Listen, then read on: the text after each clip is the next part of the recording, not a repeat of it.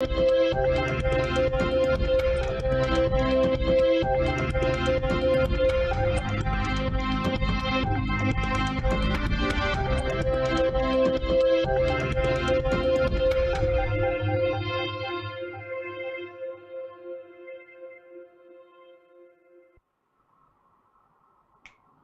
and welcome to Spectrum News at 4. I am Rachel David White, coming to you live from the beautiful hills of Ibiakuran. Let's take a look at the headlines. Germany returns looted artifacts to Nigeria. Senate confirms Loretta Onochie as NDDC chairman. Plus Turkey fumes at Sweden into NATO membership dispute. We'll bring you details of the stories and more in a moment.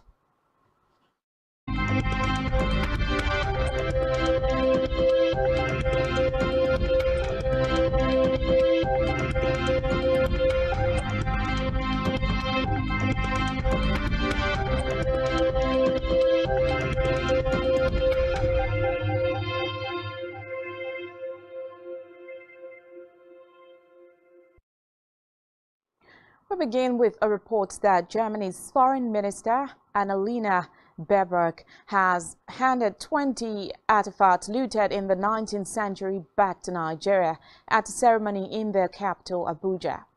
The return of the set of burning bronzes follows a deal made earlier this year to transfer ownership of more than 1,000 of the precious objects. It could be recalled that in July, Nigeria said it was the first time an European country had entered into such agreement. Speaking in Abuja today, of the past. Among the objects returned were some of the famous ceremonial heads, an ivory carving, as well as decorated plaque. Away from that, Minister of Information, Lai Mohammed, has debunked claims by opposition parties that the Buhari-led administration had no achievement under President Muhammadu Buhari two campaigns held at the National Press Center in Abuja today. Mohammed listed some of the achievements of the administration to include the national social investment programs to feed 10 million children a day. The now functioning Abuja, Kaduna, Lagos, Ibadan and Itakpe or Wari was spoiled for choice on which of its achievement to campaign with, as it hired several.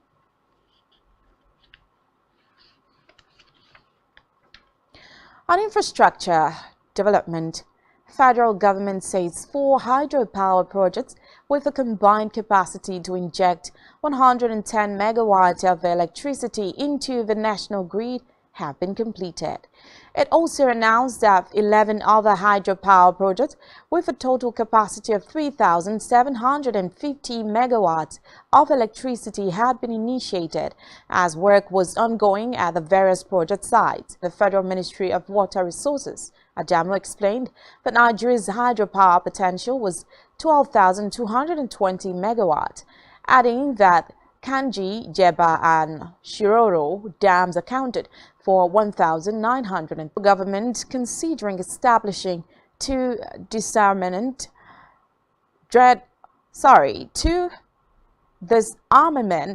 deradicalization, rehabilitation and reintegration centers for repentant members of Boko Haram and other terrorist groups. In his presentation to the House of Representatives Committee on National Security and Intelligence, Musa said the consideration was part of the capital projects of the center for 2023, declaring that the center, which is less than 1 year old, was battling with a shortage of funds to achieve the purpose for which it was established. Musa pleaded with the committee to consider and approve the initial sum forwarded by the agency. Meanwhile, the reviewed National Integrated Infrastructure Master Plan has identified a $2.3 trillion gap and plans to ensure that the country achieves 70% infrastructure expenditure of $150 billion annually to achieve the target. This was confirmed by the Minister of the State for Finance, Budget and National Planning, Claim Agba, during a media rally in Abuja. He said the new master plan provided the roadmap for building a world-class infrastructure that would guarantee sustainability. The federal government has said it will require 4 trillion naira to drive the gas expansion plan to 10 years. A document on Nigeria's Cretaceous basins by the Nigeria Upstream Petroleum Regulatory Commission said that some would be needed for incremental investment from 2021 to reach net zero by 2060. A breakdown of the 4 trillion naira showed that the plan would require about 2.7 trillion naira as an additional refining and about 1.9 trillion naira for gas expansion. On judicial matters, Chief Judge of the Federal High Court, Justice John Soho, has declined an application by the Department of State Services, DSS, to arrest and detain the Governor of the Central Bank of Nigeria, Godwin Emefiele, while declining the motion ex parte filed by an applicant in the absence of the respondent. Justice Soho said the secret pleas did not provide any concrete evidence to substantiate that the name of the respondent was given simply as Godwin Emefiele without a material disclosure that he was the same person as the CBN governor. Justice Soho the request. The move by the DSS comes after the recent controversial decisions of the CBN to redesign the 200, 500 and 1,000 naira note as part of the measure to reduce the quantity of cash outside of its control and discourage certain criminal activities such as kidnapping for ransom. And on social media to President Muhammadu Buhari and 12 others as chairman and board members of the Niger Delta Development Commission. It would be recalled that both the Senate and House of Representatives Committee on Niger Delta had last Thursday screened on a chair alongside confirmed the appointment of the chairman and members of the Commission's board in accordance with the provisions of the NDDC Establishment Act. In another development, the Federal Road Safety Corps has announced the deployment of 36,224 personnel and 1,226 patrol logistics to facilitate vehicular movement during the Christmas and New Year celebrations nationwide. BIU said the FRSC had maintained a culture of road traffic crashes for many years. He added that the measures follow a series of activities that mark the holiday season to ensure the safety of other lives and property of road users. In politics, the presidential candidate of the Labour Party, Peter Obi, has declared that the conviction of his campaign organization, Director General Dr. Doyin Okupe, over money laundering will not break his resolve to be Nigeria's president in 2023. Obi stated this during an interaction with journalists at the Nigerian Union of Journalists in Uyo, Akwa Ibom State Council Secretariat.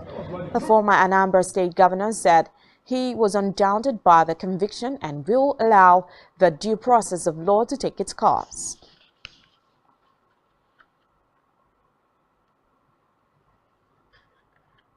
Meanwhile, Akwa Ibom people have urged to go to their local governments to collect their permanent voter cards, PVCs, to enable them vote in the coming 2020 term market to sensitize people at the grassroots about the ongoing PVC collection. A correspondent complete this report. The 2023 elections getting closer, the Independent National Electoral Commission (INEC) had urged all electorates to collect their PVCs starting from the 12th of December.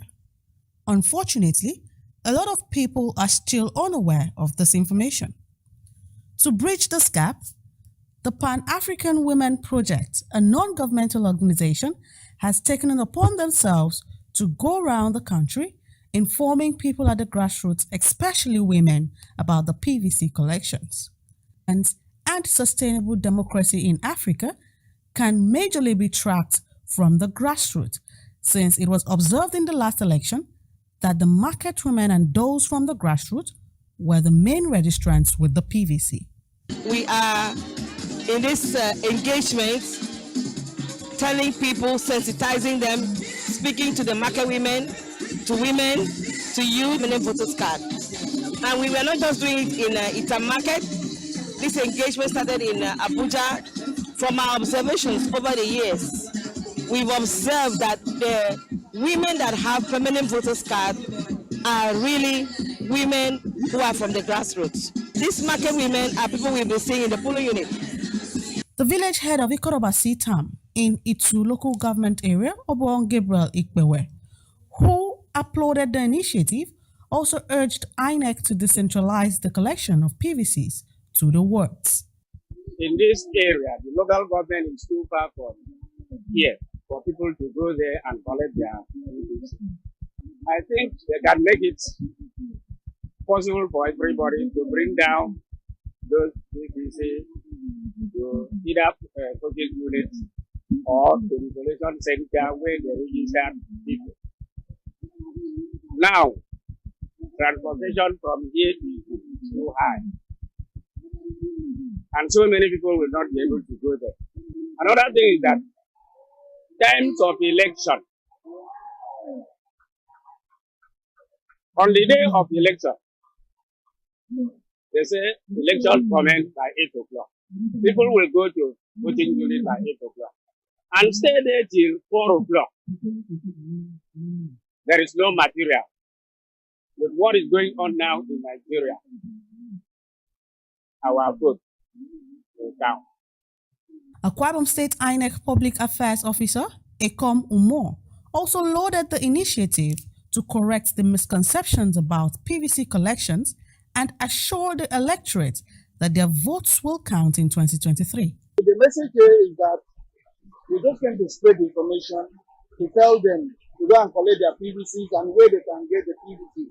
There were a lot of misconceptions because a lot of people actually felt that sometimes people not felt, some people would say that because most times they take the blame to INEC, but not because we should be blamed, but because of the lack of the proper information. They don't have the right information at a particular time. So we have to calm down to talk to them in their dialect in a way that they will understand.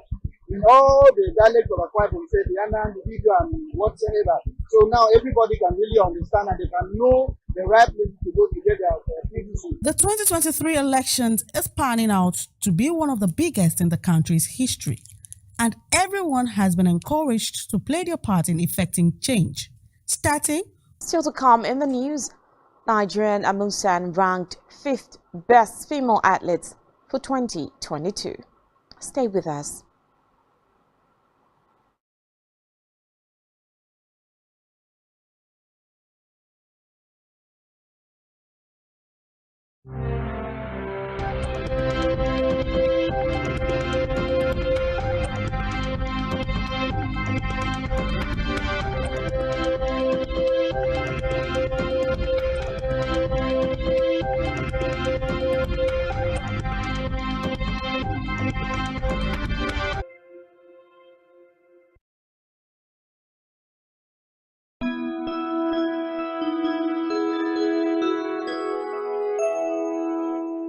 Season's greetings from Spectrum TV.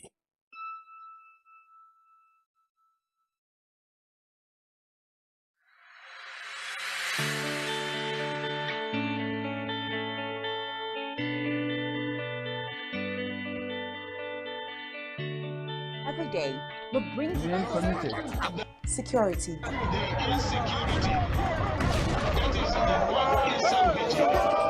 Education, health, lifestyle, and so much more. Join Janice Kobum and Uyai Anyeken every weekday from 7 a.m. to 9 a.m. on Rise and Shine Daily, exclusive on Spectrum Television.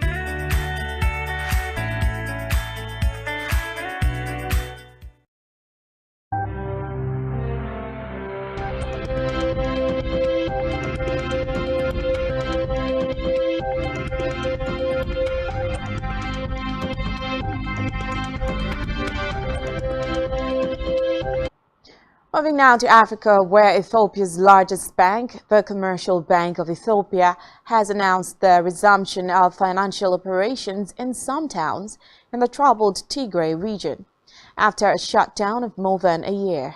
In a statement, the bank said following the recent pleas sent from abroad and locally, as well as money on deposit. The bank said it was continuing its efforts to expand its services and gradually resume operations in all branches. Has demanded an exchange for its ratification of Stockholm's NATO membership bid. President Tayyip Erdogan wants Sweden to return dozens of people that are suspect either of involvement in a failed 2016 coup. However, the now closed today's Zaman newspaper's editor-in-chief, Bülent Kenes, was the only person Erdogan has singled out by name. Sweden's Supreme Court cited the risk of Turkey's persecution based on this person's political beliefs when it blocked the request. Turkish Foreign Minister Mevlut Cavusoglu said the ruling threatened to derail hard-fought progress that the sides have made through months of delicate talks. Meanwhile, Poland's PKN Orlen will not extend a contract for Russian oil that expires in January. The refiner said a second long-term contract would not be implemented when sanctions are introduced. Confirming a report by the Polish agency PAP, the company said the only binding contract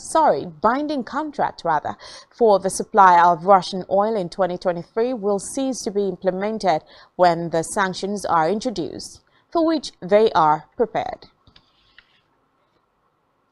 District to free several security officials taken hostage 2 days ago by armed group Tehrik-e-Taliban Pakistan (TTP). The fate of hostages inside remained unclear as the forces were still looking to clear the entire compound in the Banu district of Khyber province that borders Afghanistan. The government were yet to issue a statement. 6 security officials and several detainees were said to be inside the center. On our business news, World Bank has warned that the newly redesigned Naira, which went into circulation last week, may have a negative effect on economic activity, especially for poor Nigeria development update.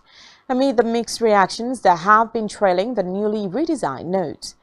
In its reports, the World Bank, however, said the new policy will negatively affect small businesses, especially those with day-to-day cash transactions.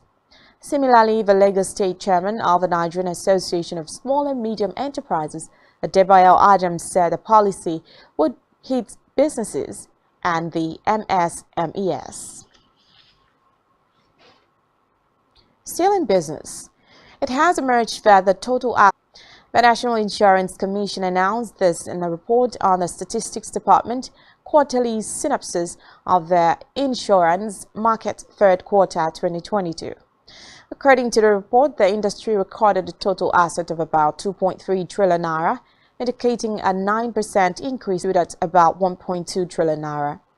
The report noted that the industry's gross premium income in the third quarter of 2022 stood at 532.7 billion naira, while the net claims paid stood at during the period. In health, the Minister of State for Health, Nkama, has lamented the acute shortage of doctors, nurses, and other health professionals in government hospitals across all levels.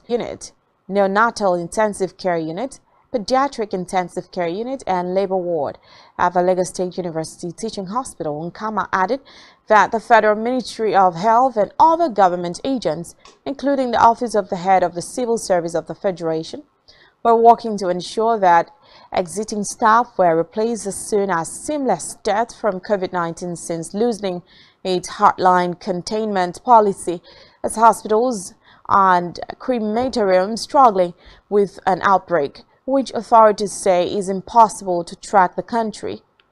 The country is reportedly pressing ahead with unwinding years of its zero-COVID policy, with people in one mega city told that they can go to work if they are visibly ill.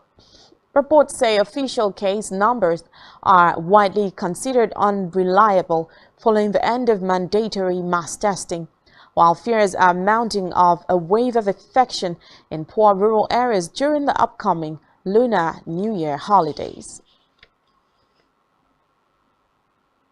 And sports, Nigeria's 100 meters hurdles world champion and record holder Tobi Amusan has been the World Athletics ranked each athlete according to the points they amassed from their performances during the season. Using the scoring table of athletics, recall that the 25-year-old hurdler had a fantastic year and became the first Nigerian world champion in an athletics event when she won the 2022 World Championships 100 meters hurdles gold medal. She said Still in sports, Argentina's World Cup winning squad today arrived home to a jubilant Buenos Aires with massive crowds lining the street and cheering their champion's return. Captain Lionel Messi reportedly stepped off the plane first, holding the gold trophy aloft, followed by his triumphant team onto a red carpet at the airport, greeted by reporters, officials, and live band.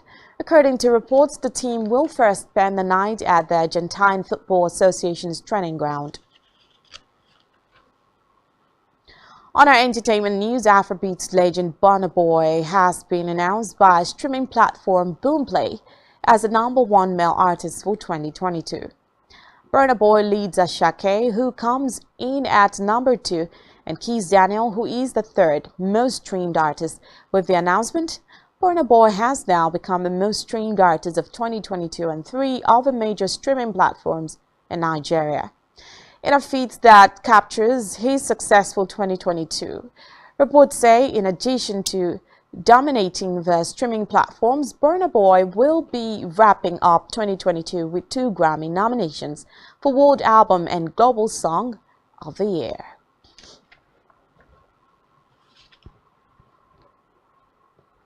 And that's all we have for you at this time. Do ensure to follow us on social media and subscribe to our YouTube channel, all of which you can find on our website spectrumtv.ng.